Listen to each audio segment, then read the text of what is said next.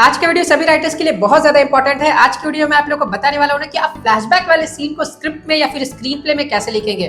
देखिए, नए राइटर्स को ना अक्सर इसमें डाउट रहता है ना, वो जब उस तरह के सीन्स लिखते हैं ना जिसमें फ्लैशबैक आती है तो क्या होता है कि उनको सीन नंबर लिखने में बहुत ज्यादा प्रॉब्लम होती है। वो समझ ही नहीं पाते, उनको कंफ्यूजन रहता है कि सीन नंबर आखिर कैसे लिखी जाए और किस तरीके से फ्लैशबैक वाले सीन्स को प्रॉपरली और प्रोफेशनल वे में लिखेंगे अपने स्क्रिप्ट में या फिर स्क्रीन प्ले में। तो आज का वीडियो जो है इसी टॉपिक पर बेस्ड है। पूरा वीडियो को लास्ट तक जरूर देखिए। चलिए शुरू करते हैं। हाय एवरीवन, मैं हूं आकाश वजक और आप देख रहे हैं आरएस फिल्म प्रोडक्शंस। चैनल पर नए हैं तो सब्सक्राइब जरूर कर लीजिए। तो फ्लैशबैक वाले सीन्स को फॉर्मेट में और प्रोफेशनली लिखना सीखने के लिए आपको चलना होगा मेरे लैपटॉप की स्क्रीन पर।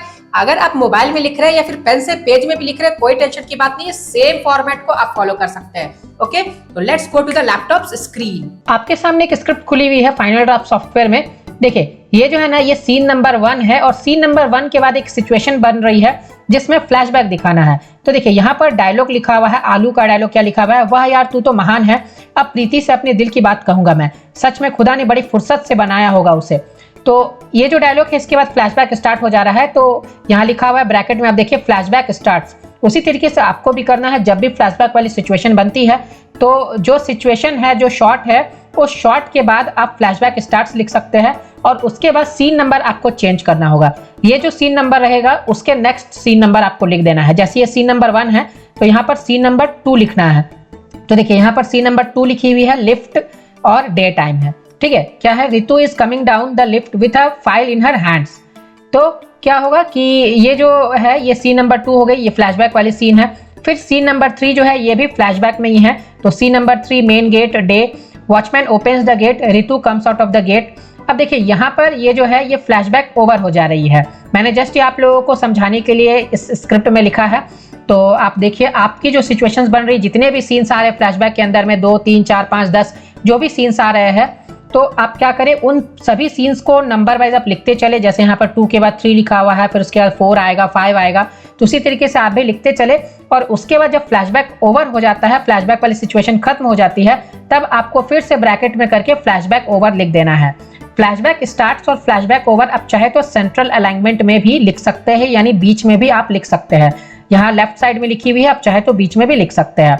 उसके बाद यहाँ पर सबसे इंपॉर्टेंट चीज जो ध्यान देने वाली है वो है कि अब सीन नंबर 3 के बाद जब फ्लैशबैक ओवर हो रहा है तो सीन नंबर 4 यहाँ पर नहीं लिखना है, आपको पिछला सीन वाला जो है वो लिखना है। क्योंकि फ्लैशबैक ओवर होने के बाद जो सिचुएशन है उसी सिचुएशन में आ जाएगी जब फ्लैशबैक स्टार्ट हुआ था। तो यहाँ पर देखिए, ये जो सिचुएशन चल रही थी जब फ्लैशबैक स्टार्ट हुआ था तो उसी शॉट में आ गया ये। तो अब इसीलिए यहाँ पर सीन नंबर 1 जो है फिर से रिपीट हो रहा है। सीन नंबर 1 के आगे क्या दिखाया जा रहा है वो लिखा हुआ है। तो आपके जो भी सीन नंबर्स यहाँ पर फ्लैशबैक में बन रहे होंगे, तो जब फ्लैशबैक ओवर होगा तो उसके बाद आपको क्या करना है, आपको उसी सीन नंबर को फिर से लिखना है जिसमें से फ्लैशबैक स्टार्ट हुआ था।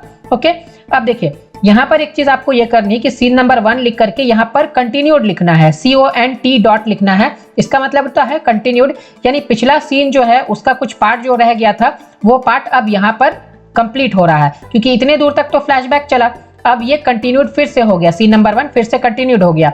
Exterior park, day time, Megha is looking at आलू। मेघा, अब मेघा के डायलॉग्स यहाँ पर लिखे हुए हैं। तो इस तरीके से आपको करना है। उसके बाद जब ये सीन नंबर पूरा खत्म हो जाएगा, ये जो कंटिन्यूड वाला सीन है ये पूरा खत्म हो जाएगा, तब फिर आपको नेक्स्ट में फिर नंबरिंग कैसे करनी है। जैसे यहाँ पर देखिए, यहाँ पर नंबरिंग आपको कैसे करनी है आप देख सकते हैं। यहाँ सीन नंबर 3 है ना, तो 3 के बाद 1 आया जो कंटिन्यूड वाला है। तो अब नेक्स्ट में आपको 3 के बाद वाला 4 लिखना है। आपके जिस भी नंबर में फ्लैशबैक ओवर हुआ हो वो नंबर के बाद वाला नंबर अब आपको लिखना है, ये कंटिन्यूड वाला सीन लिखने के बाद। तो आप एक बार फिर से अच्छे से समझ लीजिए। देखिए, यहाँ सीन नंबर 2 है, 3 है, ये फ्लैशबैक में है। और सीन नंबर 1 जो है ये आया, ये कंटिन्यूड वाला जो पहले वाली चल रही थी, फ्लैशबैक जब स्टार्ट हुई थी। और उसके बाद जब ये फ्लैशबैक वाली सीन की जो कंटिन्यूड पार्ट है वो ओवर हो गई, ये खत्म हो गई, ये जो सीन है ये पूरी ओवर हो गई, तब फिर सीन 4 आ गया। यानी ये सीन 3 के बाद ये सीन 4 आ गया।